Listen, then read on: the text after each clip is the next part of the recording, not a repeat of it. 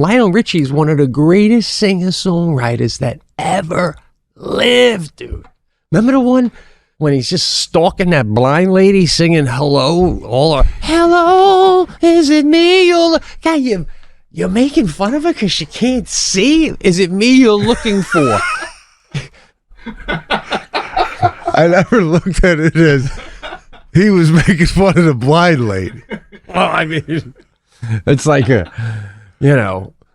and she was pretty hot. I remember thinking, like, if she could see, I don't even know if she'd stay with you, bro.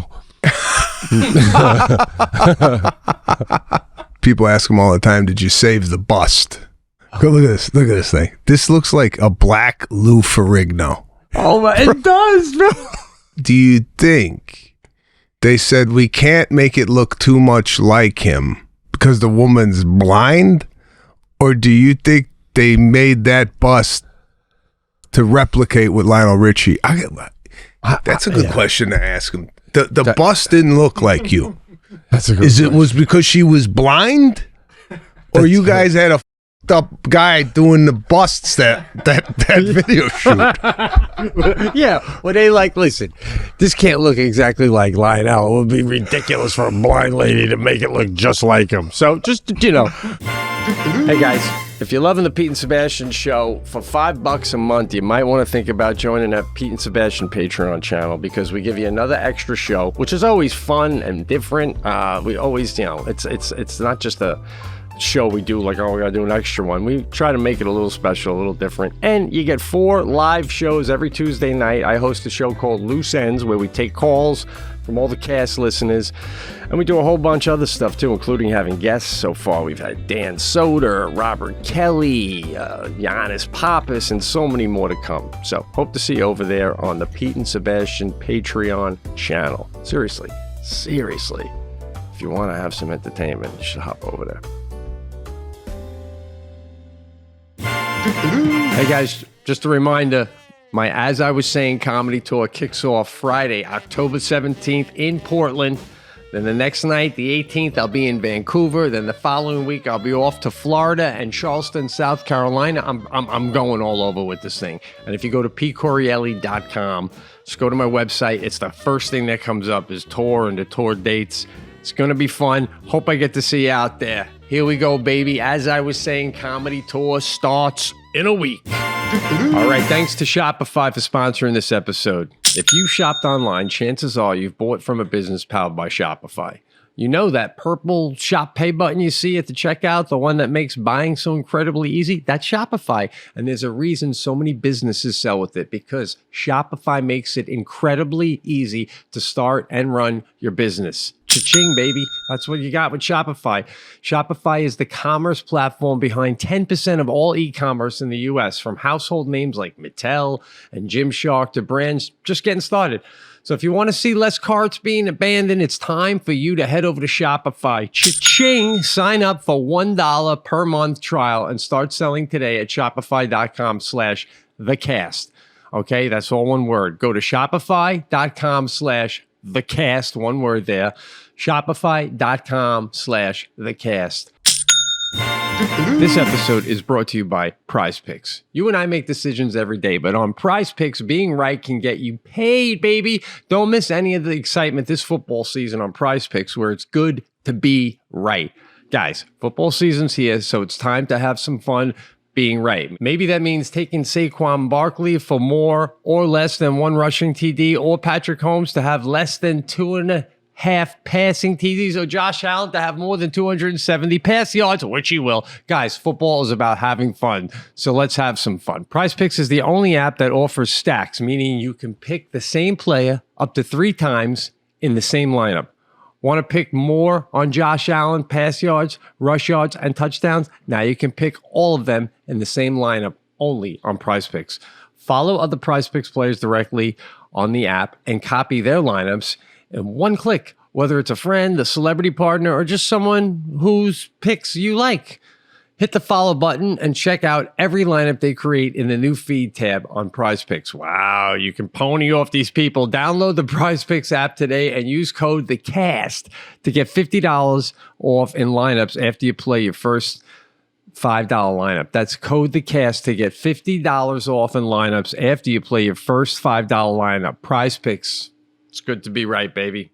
This is the Pete and Sebastian Show with Pete Correale and Sebastian Maniscalco. Pete and Sebastian Show here.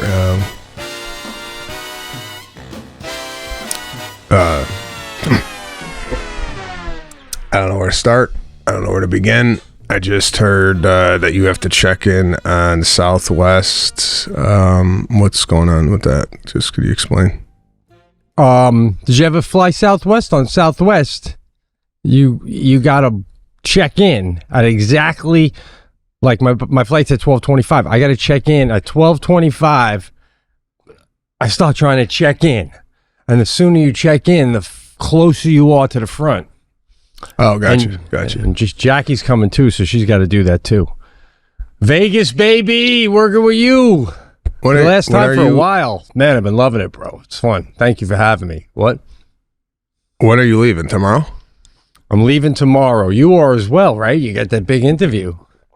The big interview tomorrow. I want to ask you, if you had to ask Lionel Richie anything, what would you ask him? Anything come to mind off the top of your head? Yeah, what would instantly come to my mind, two things, but I don't know if he's heavily discussed these things already because I don't follow his personal, all of his interviews. So, by the way, for the listeners, Sebastian is interviewing Lionel Richie tomorrow in Las Vegas. I think, I don't want to overstate, but he won some big award, I think. Is that what's going on? No, he's got a book coming out. Oh, a book coming out. So Jane Paulied it, man. You did the homework. I mean, even on the road, I caught up with you. You were reading it in the hotel room. You were telling me and whatnot. I finished the entire book. This is the first book I think I've actually read front to back. Maybe 3 years. I mean, I've listened to books, but never really actually read the book. And I got to tell you something. What I've noticed, I don't know if you've noticed this, but you're more of an avid reader than I am, but I am able to gather my thoughts in a manner that I haven't seen since I was 21. And I'm attributing it to the reading. You're probably right. It's making the parts of your brain work that haven't worked in a long time because we don't really have to read. So that's great, man. That's fantastic. I'm currently reading The Outsiders because Sadie's reading it, so I'm rereading it. Holy, it's the most boring, depressing, not boring, but depressing book ever. But I want to ask you, this is great that you read the Lionel Richie.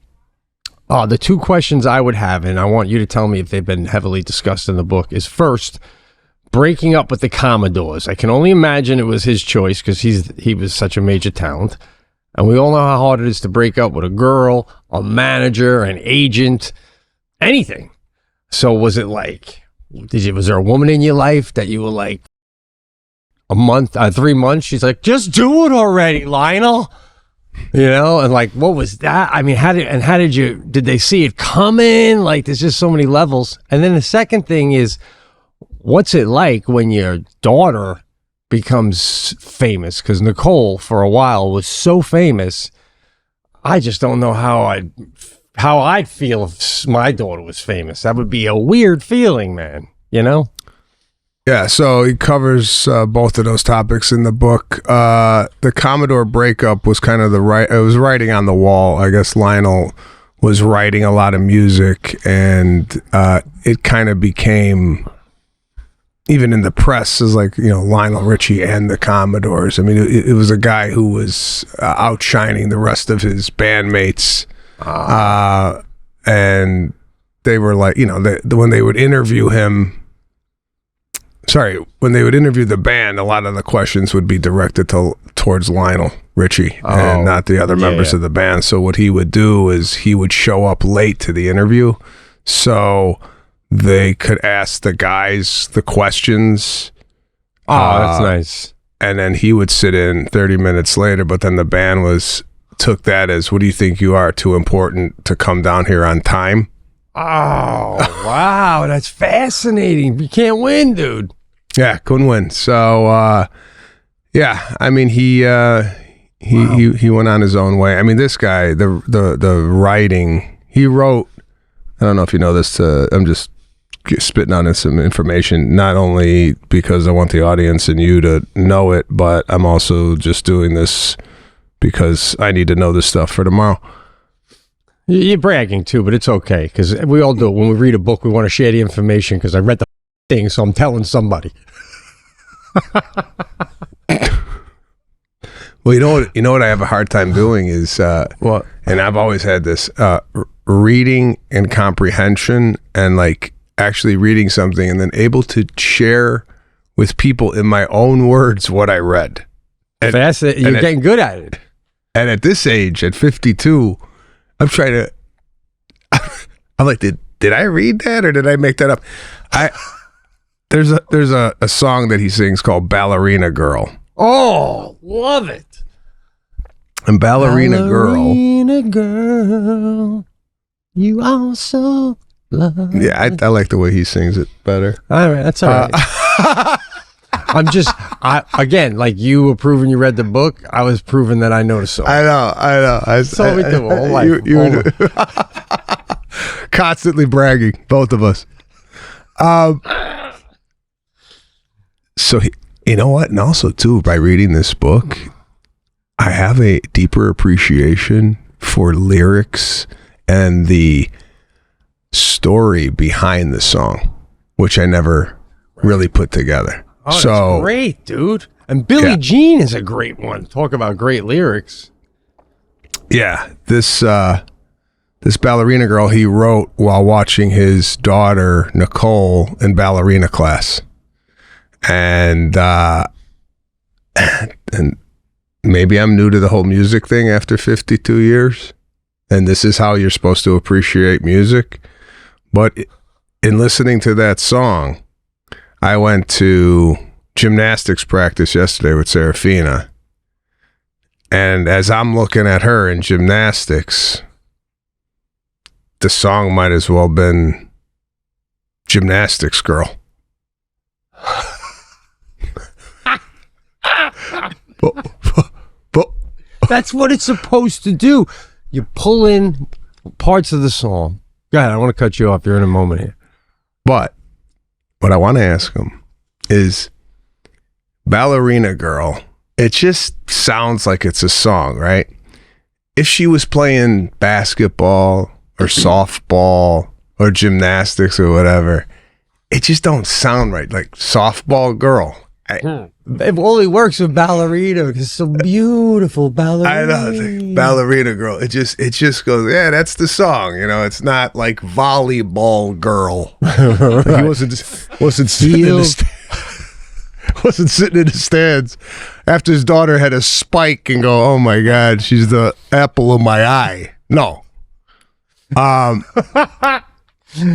can you imagine that? Like, yeah, man, it's the whole thing is pretty, right? That's why the song came to him. Like, this is just all so pretty. It's dancing on your toes. Yeah, so, you know, there's just moments throughout the book where I found, you know, with songwriting that was just fascinating. He couldn't come up with the hook to All Night Long. He's like, what is it? You know, it was one of the first songs he didn't have the kind of like the hook of the song. Uh-huh. He'd always have the hook and right around it. This one, he didn't have it. So he went to a party and he had to leave the party. And he's like, the guy's like, where you going? He goes, no, I got to go to work. I got to get back to work and write this song. He's like, oh, come on, stay. And no, I got to go. He goes, what are you going to be doing? Working all night long? The guy said that. And then it clicked. That's the name of this song that I'm working on. So these like little stories of like how these songs came to be, I found really interesting. And then didn't he overhear, if I'm not mistaken, someone saying we were dancing on the ceiling, like he was in an elevator or something, and people said, oh man, it was a crazy party. We were dancing on the ceiling. That I could have read that and not retained it, but that doesn't sound familiar. But yeah, he's just what I want to ask him for example, this guy was 19 years old. The whole Commodore band went to New York City. They parked the car and they went into like a record label or whatever. They came out, all their instruments were stolen. Every instrument out of the car. So they're without instruments, and I guess they talked to a police officer that somebody stole our instruments. He goes, well, just hang out on the corner here within a 2 or 3 block radius. Split up, hang out on the corner, just hang out. And you'll find your instrument. Sure enough, guy would come by. Hey, you want a drum set? And they were like, yeah. So they bought their instruments back from the criminals. Oh my God! They were just selling them around the area that they stole it. So stories like that. They opened up for the Jackson 5. I don't know if I told you this last time. They went for the Jackson 5, and yeah, they blood, sweat, and tears. I would equate it to a comedian doing open mic nights in a laundromat, you know, so you get your skin thick, and he's now a judge on American Idol. So what I want to ask him is all the stuff that you went through, Commodores, on the road, going back to Alabama, going to school while you were doing the Commodores, playing these rooms, and it's nice. He was shot. What? Everything you mentioned, I'm like, there's another page you read. There's another page you read. Like, he's going to like that. Lionel's going to like that you did that. What's your take on this? Let me skip off this story once. It's a sit down on stage where we perform at Thursday night. So it's 2 chairs, right? Do I bring out the book and do I put little colored Post-its in and go, in the book, do I read a passage from the book on stage, or would you suggest me bringing up like notes? What's your take? That's interesting, because when I was trying to do that with Sinatra, you go, oh, I don't like it when I'm not going to try to do it. You go, I don't like it when somebody goes to tell me about go to a book and then you're flipping through. Once I see you flipping through, you were telling me to put the book down. Yeah, but you didn't have it ready. I got it ready. I got it ready. Like you say here in chapter 6, you wrote Ballerina Girl, and you said, you know, to put read. You know, you don't do readers yet. That's right. No. Well, so, I don't know how much time you have. Do you have enough time? 1 hour. Let's say, no, I'm saying before the interview to to read it, and then say in chapter 6 of page 19, you say this, Mike, and then it just plays because you read it. You came in early and read it. Boy, yeah. Okay. Listen. I ain't doing audio cues on this thing. All right. Instead, you're gonna flip through like a librarian. I remember there's a great fucking Walt Whitman poem in here somewhere. Get the fuck out of here, guy. Just go by memory. You got it.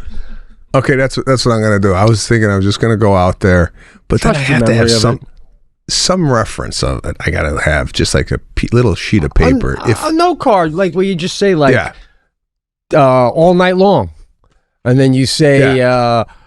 American Idol judge, and you know what you're asking off of that. You know what I mean? I think, and I think you should add you where you're like, he's here, and you go, like what you said about Alabama, you're looking at the crowd, going to school and working with the Commodores, and going back to Alabama, then back to like so you're like entertaining them and showing him, and then and then you come back to him. With what you were going to ask me, by the way, what you're going to say that you were going to ask me? What I'm saying is now he's the judge on American Idol, and basically these kids are like, they went from singing in their room, and now they're on American Idol national TV. Like literally, you go from there wasn't no avenue back then where you go from the Commodores singing in their basement to the Ed Sullivan Show. It was like there was like a process to get onto the Sullivan Show. Now it's like, you know, Timmy from Mississippi was in his kitchen singing. His mother said, "You got a great voice." Now he's on American Idol talking to Lionel Richie. I want to go. You don't just get to talk to you. It took me 52 years to get to talk to you. Bro, it's so funny you say that because I hear Stern, man. That is so funny. Because I was listening to Stern the other day in the car. I'm like, if I ever got on there, because I hear the people come in, they're like, hi, nice to meet. As I'm coming in, you'd hear off the mic, you'd hear me going, fucking finally. Are you fucking kidding me? Are you fucking kidding me? Jesus, I thought you were going to die before I got here.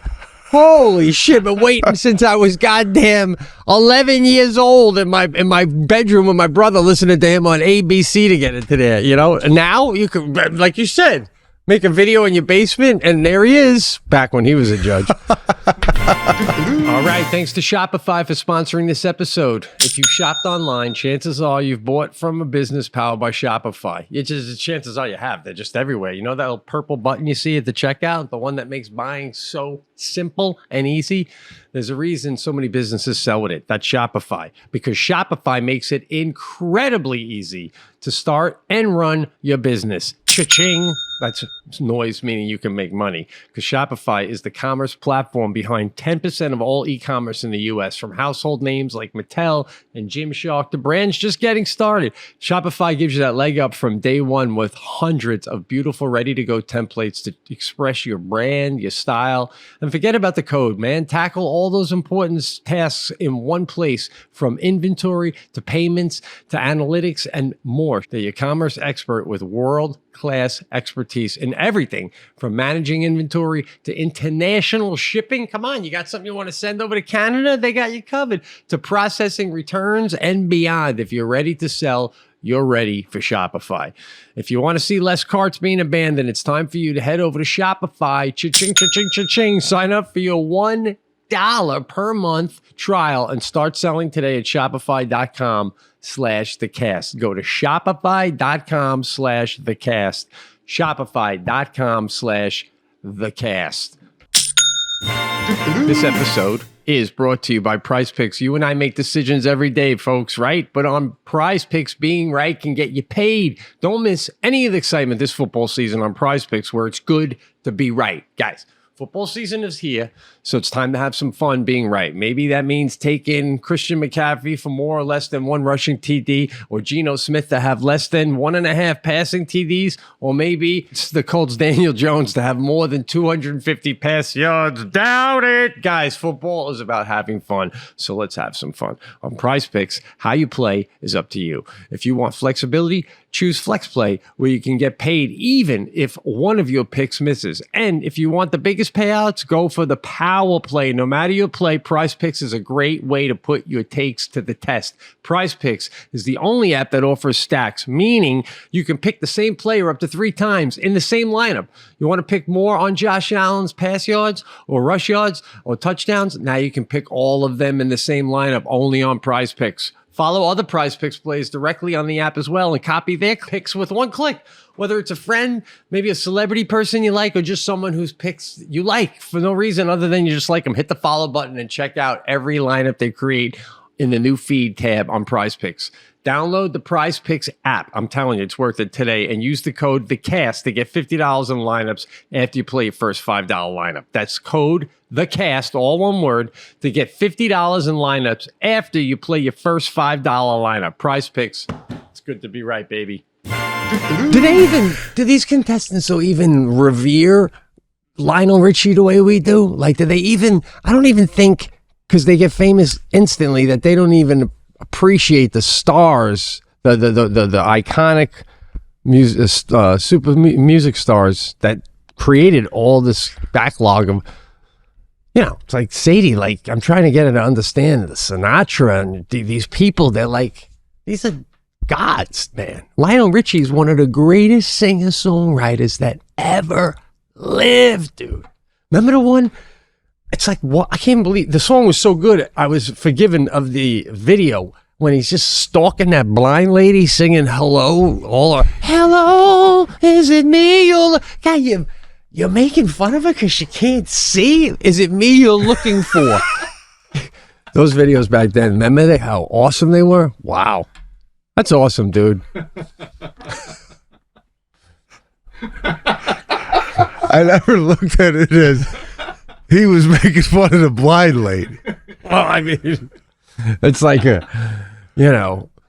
and she was pretty hot. I remember thinking, like, if she could see, I don't even know if she'd stay with you, bro.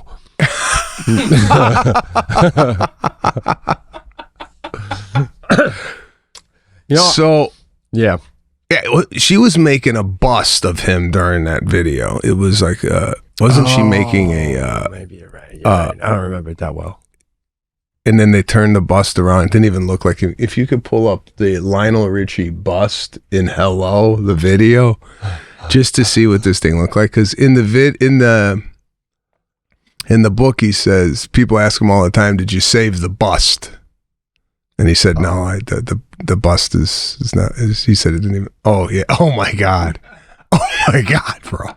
Go look at this. Look at this thing. This looks like a black Lou Ferrigno. Oh shit! Look at that.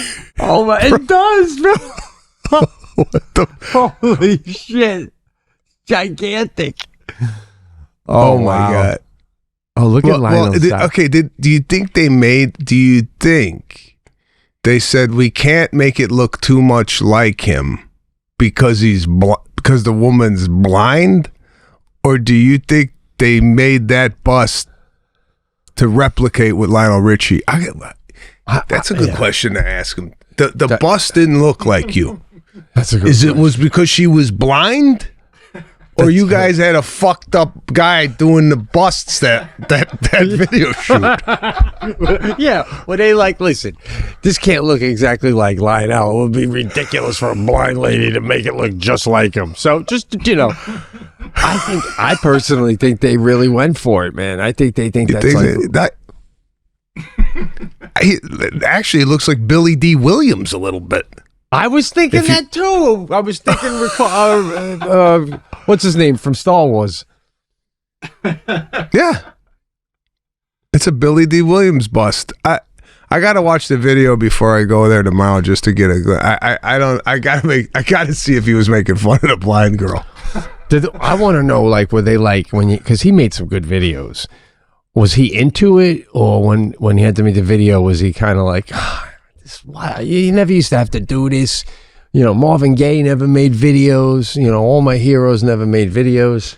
So yeah, is music videos the equivalent of getting on social media today, right? Right. So is that did they look at it and go, I don't want to do a music video, just like we're kind of doing? Oh, I don't want to. By the way, just for the listeners, what Pete is doing, and I've never seen this before, it's the complete antithesis of social media. Pete will take video of what we're doing, and he won't post it. But it's the weirdest thing I've ever seen. We were at dinner the other night, and he's like, "We're at an amazing dinner, but I ain't even going to show you the dinner." You had to imagine what the hell it looked like. Yeah. But you never post it, which is just you must have a folder of no posts. Oh, I got a lot of them. It's, you know what it is? I look at it like fishing, you know what I mean? Want to go fishing? Let's go fishing. No bites. We tried. We did one together where we walked in the room and we kind of bailed on it. It's I don't know, man. Then I post one yesterday that as soon as I posted, I'm like, am I not supposed to show this side of me? Whatever. It's who I am. I don't even know. I just all that time, just go. It's more important than stand-up. Music videos were more important than the damn song, man. It's you could have a shit song, but you have a great idea for the video, and that was huge. I know. So, yeah, that's a great question to ask him about music videos, if he actually looked forward to doing them, or just a hassle. So, yeah, we got that tomorrow. So, just for you guys, this is going to air after this happens, but Pete and Jackie are coming out to Las Vegas. So is Lana and our kids. Awesome. So we are going to be reunited back in Las Vegas. Last time we saw Jackie was in New York City, I believe at the Garden. So we're looking forward to that. We are too, man. So let's talk about,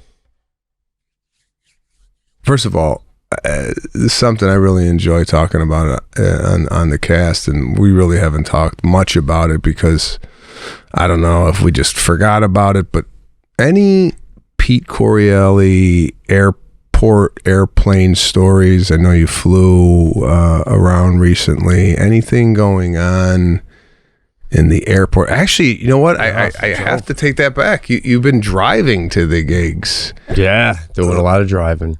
So 5-6 hour drives. Have you on a drive? What do you 6 hours by yourself? Obviously, you're listening to music, but is there anything in your head that popped up where you're like, you know what, I gotta do that, or like I feel like these times alone in your head come out with some gems? Well, I mean, you know, I don't want to sound like a beat down horse, but you kind of did it too just before when you're saying about Lionel Richie and how now you just make a video and he's a judge and you're famous. And I was doing a lot of thinking about that driving. We got a real problem. And first of all, like last night, Jackie and I are watching, she watches Dancing with the Stars. And Steve Irwin, the guy, remember the animal guy that got stung by the thing and died? You know, his son does all that now? Yeah. So his son's all shredded, you know, and he's on the Dancing with the Stars, and they were interviewing him, and they go, do you know, after last week's episode, you have the most TikTok followers on the show at 9.2 million? I didn't know that. And I'm like, this is out of control. I said to Jackie, I go, what the fuck is going on? Who cares? And he's acting like he just, you know, won a Lifetime Achievement Award. Then I'm watching the Emmys, and they're like giving a standing ovation for Stephen Colbert because he's mad because his shit. I'm sorry, I don't want to pull you into that, but like the love and the narcissism and the social media, it's so out of control. And then on top of that, today I read there's this AI actor or actress now. Did you read about this? Actually, we just talked about this. I believe it's the same one. I was on the Rob Lowe Literally podcast yesterday, and he had said that there's this female AI robot or something that they made up that agents are trying to sign, but it was a joke. Is this the same one? I don't know. Probably is, but I said the other day to, and Patrick can probably, I really want Patrick's opinion about this because he'll know. If I sat down and said a story idea to AI for a sitcom and said, write me a pilot, I'll pick it up in the morning, fresh out of the oven, you know? Would it be as good as if I wrote my own pilot about that same thing as hard as I could for a month? No, it wouldn't. The general access that people have to AI is never going to emulate anything with any respect or thorough representation of your voice. Or like you could say to basic access, like, write me 2 Sebastian Maniscalco jokes real quick, and it might sound something kind of like it. But if you want it to really provide a lot of material, you have to give it enough material to train it on. So like I have a program that I'm working on now that's analyzing transcripts of all of the episodes of the cast. And then because it has an understanding of all the words that you guys said over the years, I can then ask it questions, and it'll have literal quotes that it can reference when providing a response. Okay, you know what I just heard? Yeah.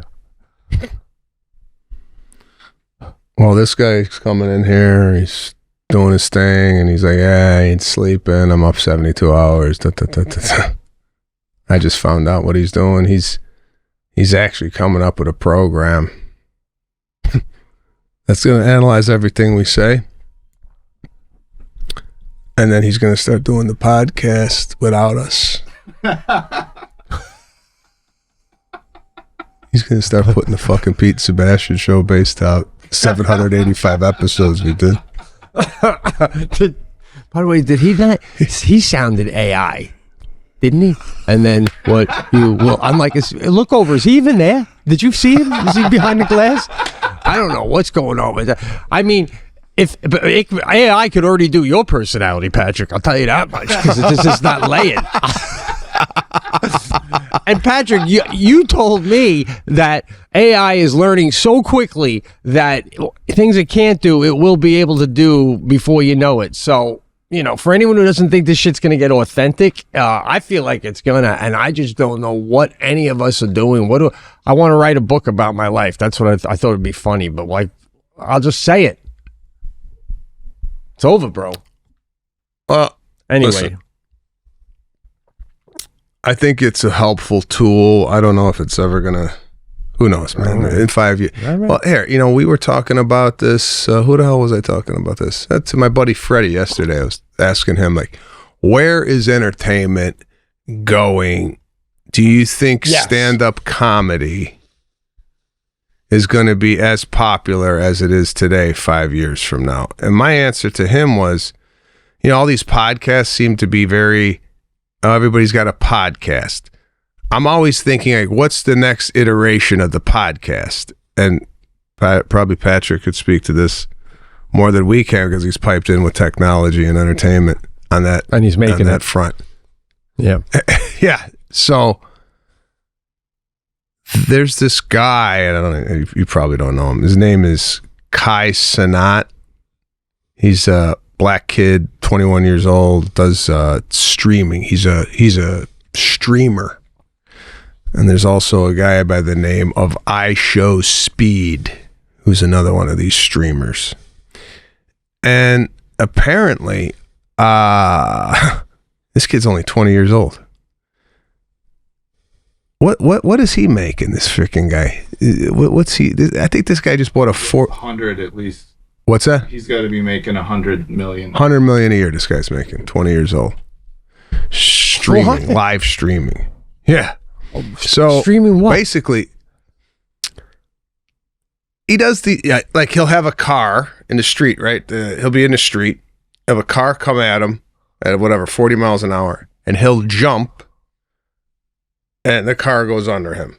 He'll time the jump. So he does these I think he just did a skydiving. He just fell out of an airplane. The other kid, Sanat, does this streaming where he brings in he just brought in LeBron James last night to cut his hair. He's got dreadlocks.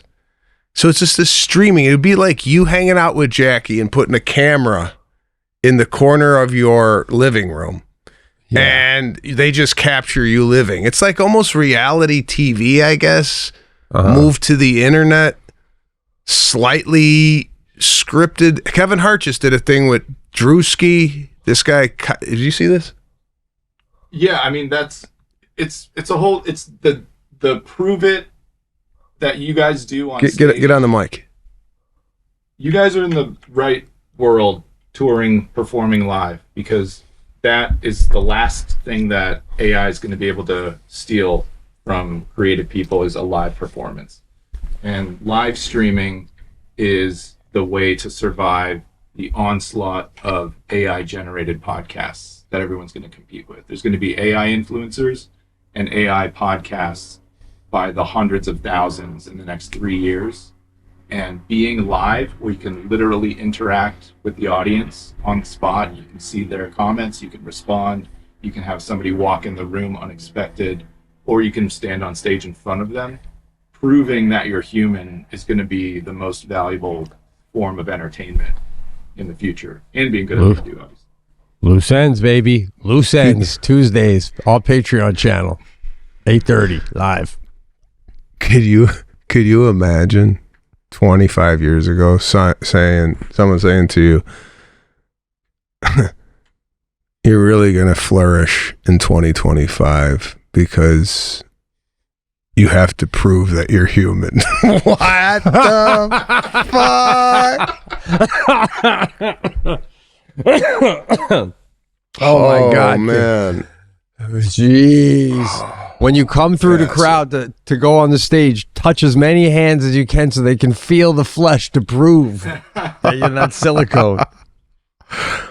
So anyway, I don't know where it's all going. I just know that to your point, thank God we're dying at just the right time. I'm telling you. The flip side is AI is going to cure cancer. So people are going to live to be 200, But, this is all this fun stuff that you do artistically and creatively and even at home, DIY, all of it. It's going to be like, guy, why would you do that? It's done. Just press the button. It's done. Right? Driving. I told you my great pod thing that's going to happen with driving. It's just going to roll you right out of the car into your house. Oh, yeah. Beautiful. It sounds I don't nice. know where that was a night, I think. Was that the impersonator night you came up with that? The impersonator night, I got to tell you, the impersonator night, you were on a different, frequency that night. I don't know if it was the ganj you had or the gummy you had, whatever the fuck you had, you were like a little loud. Haven't seen you like that in a while. Where was your impersonator? The impersonator contest in Atlantic City that night. Oh, that's because I had a couple of brewskis early at the impersonating contest. They were like, well, whatever it was. I think you started earlier than you normally do. It's backstage. You were doing like an impersonation of me, and it was really like over the top and out of character for you. Oh, and yeah. I had to step back and go, well, wow, this guy's feeling it tonight. And don't look, he gets all upset. No, I'm not. I was just thinking about that. I remember that. I remember when I was trying to do that. Because I have to tap dance around these topics because last time, and we should bring it up here in the cast because we talked about it in the limousine. Because I had mentioned that you went to go tip the caddy, and I didn't think that I didn't think you were pressing it hard enough, and you got your feathers a little ruffled. So then I started to think after that. I go, man, how does Pete and Jackie, when like Jackie makes a comment about Pete, and it's not like in like a good light. That's where because you get hot really quick. You don't there's no slow build with you. You just come out of the gate with, are you my friend? I mean, like, but that first of all right, I got to be careful what I say now because then you think I'm overly defending myself. But you make fun of me with those kind of things a lot, so it's not like I do that every time. It was like I did that one because I knew you were going to say that. And I was like, I just knew you were going to. And I was joking too. And I was like, I remember what I said. Do you ever have my back? I was being funny. I was funny. I know, but there was I want to mention another thing that we didn't talk about. We talked about it in the moment. We didn't talk about it after the fact. All right. What? So we're at dinner in Atlantic City, right? Mm-hmm. You started fumbling around. You were sitting next to me, and there was a lot of there's a lot of movement coming from you, right? Mm-hmm. So what the fuck is this guy doing? And you were pulling out money, right? Oh yeah. And you wanted to leave the tip, add to the tip, right? Add to the tip or whatever the hell you wanted to do. Yeah. And I told you, there's a lot of people there. I told you, you're early on this, right? You're taking it out. Wait, we didn't even have dessert or wine yet, or coffee yet, and you were fumbling around. Now, this is a little lesson I'm gonna give you. I'm pulling out money because the way you're doing it, everybody knows you're pulling out money. So what you need to do, you need to go to the bathroom. You need to take your wallet out, and then you need to, whatever you want to take out, you put in your pocket. Right? Mm-hmm. And then you come back. Okay. Well, whatever the fuck it was, there was a lot of commotion. Yeah. And again, you read the Sinatra book. I would ask yourself, would Sinatra be at the table trying to pull out money, or would Sinatra just... It's all in one movement. It's almost like he goes to get his glass of wine and money falls. Boom, right there. Yeah. True. It's true. What's your take on taking out money at the table and it being a commotion, bro? I thought you were going to fall off the chair. Well, that I didn't know I was doing. I didn't know I was like, you listen, I don't know. Maybe everyone else wasn't paying attention. You're very intuitive of things that other people might not always see. And this is a very different kind of situation because there's like a lot of people at the table. So I'd imagine you're going to leave a generous tip.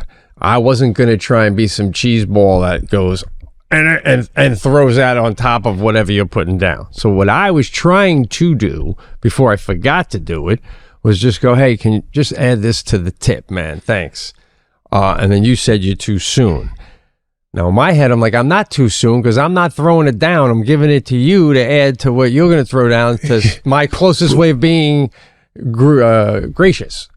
I know, but what I did tell you, that I ain't paying for this.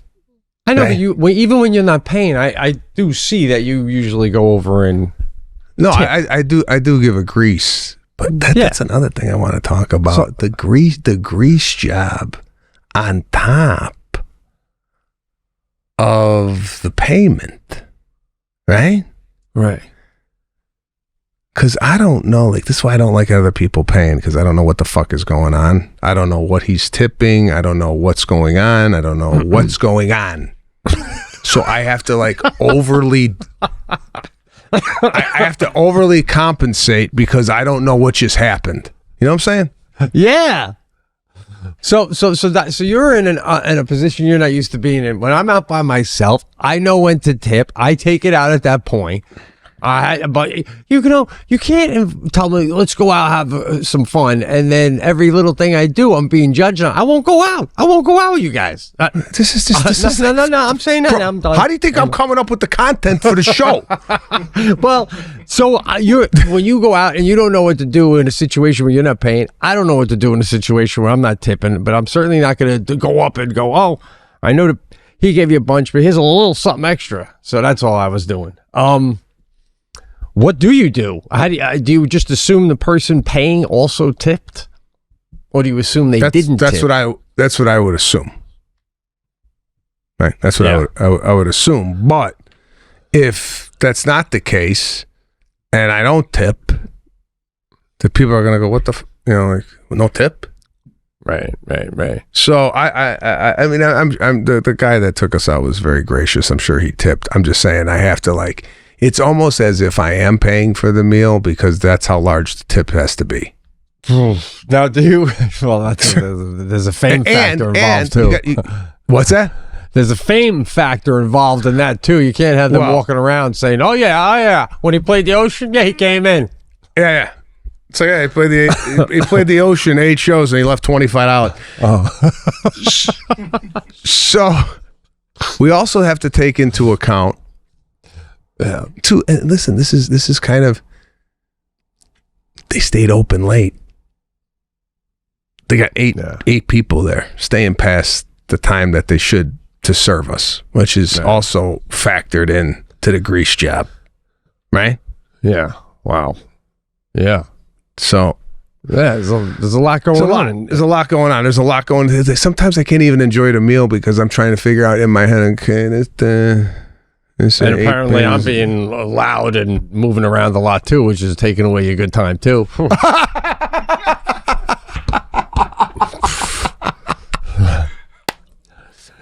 I don't know. You were extra loud. I don't know what was kicking in, what you were doing. These aren't things friends say to friends. Oh, listeners are going to give me emails going, Pete. That's it. There we go. I'm fucking totally kidding. I really am. Speaking of, the guy that paid for the dinner is texting me. He bought the He got his Italian jacket on. He was a good guy. Frank over at Ocean Casino, solid dude. Solid dude. There's something I wanted to ask you about that. What else? What else you got? There was something about that night, too, that I wanted to ask. Hold on, I forgot already with the money and the tipping. Oh, when you worked at Four Seasons, did that ever happen where you got double tipped because someone did that they didn't know? And when that happened, did you tell the second tipper that you were already tipped, or did you just say thank you and take that too? Thank you. Because I know he knows that I was already tipped. It's a whole thing, bro. It's a whole thing. Yeah. It's a whole hospitality service thing. If you worked in the business, you kind of know the rules. If you don't, you don't know.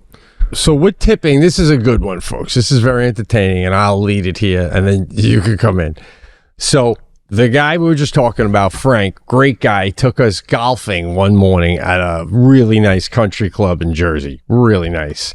This guy was I didn't have you were going to golf. I didn't have anything. So I brought the shorts I had, which were okay, but then he bought us a couple golf tops, which were nice. They weren't cheap either. This guy's very generous. So it was a wonderful freaking morning of golf. We did like 9 holes.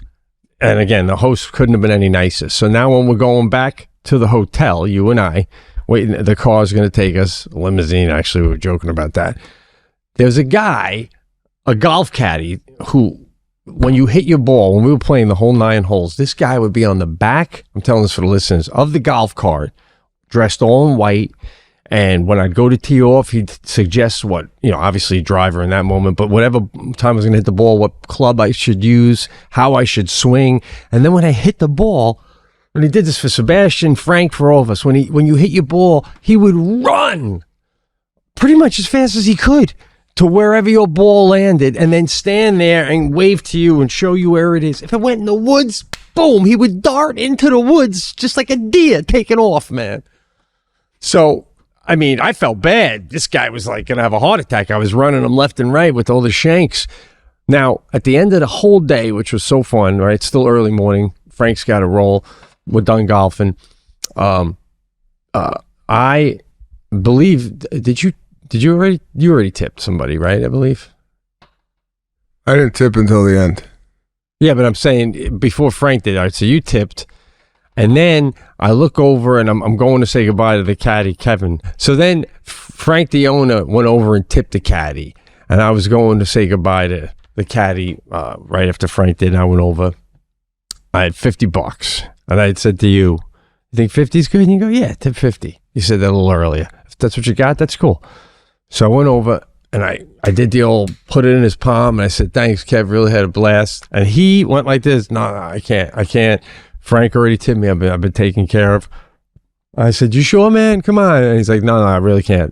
I really can't, Pete. I had a great time. I hope to see you again. And I said, all right, thank you, man. And then I go to get back in the car.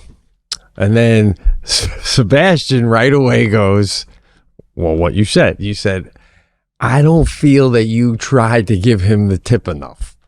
And I said, I tried to give it to him twice. And he even implied by saying if Frank gave it to him already, that if it would be rude of him to take it. And Frank was still within eye shot, all of it, right? So I guess it begs the question for the listeners, and for you too. If you go to give someone money and they say no, like, when do you stop trying to give them that money? I mean, he had an open palm. If I left it in, it would have dropped to the floor. Then what? I pick it up and go, come on, no, serious. Like, where does it end? How does it end? It's an attitude towards tipping. It's not how you do it. It's the attitude you have coming in, not you. A person has coming into the tip. Now, you give a tip, the person goes, no, I can't accept that. It's not, come on. It's not like a, come on, no, take it. It's all in the presentation. What I found throughout my years of tipping, I give somebody a tip and I really want them to have the tip. They need to take this tip. I'm not going in going, I hope you don't take it. I'm not going in with that attitude. I'm not saying I'm not saying you're going in with that attitude, but you have to come in with, I am coming back to the car with less money than I had before. I like so that. you say, here you go. Nah, I can't take that. I said, listen to me. I would be greatly offended if you did not accept this tip. This is a gift to you. Thank you so much for all your hard work. You deserve it. 9 times out of 10, that person is going to be stunned. And there's no comeback to that. I can't take the tip. So it's not like, no, take it. Right. No, I can't. No, take it. No, I can't. Okay. It's, you deserve it. You were breaking your ass out there. And what I do is I reward people for hard work. God bless you. Back in the car. Oh, listen. You're gonna give a monologue like that. You got to give the guy $100 bill. I'm gonna say all that shit and then go, here's 50. He's gonna go, Then give him $100. Gave you 45 to the. Tack on another 50. What am I made out of, guy? Come on, it's crazy. Yeah, there's a little something for you. I can't take it. Come on, no, seriously, take it. I can't. Goodbye. Listen. I'm not gonna sit here and do this dance. I'm trying to give you money. You're not gonna take. Hey, you did a great job. What, guy? You're not Al Capone, guy. It's just, you know. I mean, okay. The whole tipping thing has gotten a little crazy as it is. I don't think so. I mean, the tipping for like going to a bookstore and they got a guy collected tips for rigging you up for a couple of books. Yeah, that's not a tip. That's what I mean, yeah. For a guy that just did 9 holes. That we're not even paying a dime. This is like entertainment for us. We're not paying anything. Right. Frank's picking it up. Right. So for me, it's like it's $100 for the entertainment. And it's going to go to you. That's it. Hey, for me, it was, and here's another 50 to add to that. Yeah, you know what? Okay. I mean, Frank probably already gave him enough for the down payment on a house as it is. Jesus. All right. Shit. All right. What's a more of a casual or pedestrian version of what you're saying is? No.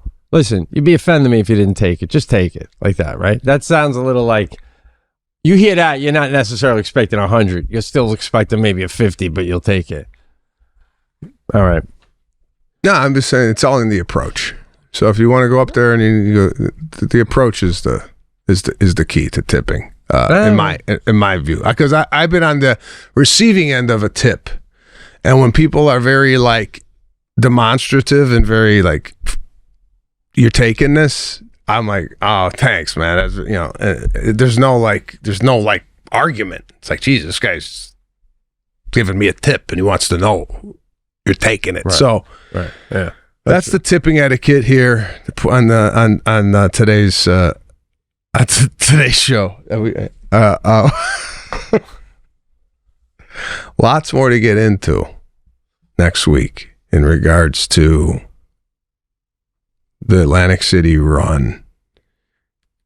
And I think we should talk about, I don't know if I want to, what I sent you last night with my father. Oh my God, I forgot that. Yeah, why wouldn't we? Can we talk about that right now or no?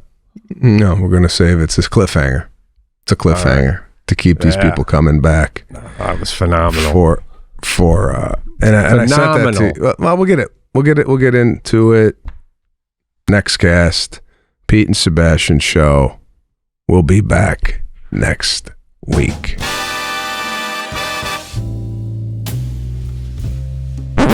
If you want to take out what I really was only kidding when I said a friend wouldn't do that. I don't want to make you seem like a bad guy, because you stopped making fun of me after that. Well, because I was thinking there was tears coming. Oh my God. I'm still recording. If you want, that could be funny, man. Because all right, put it in.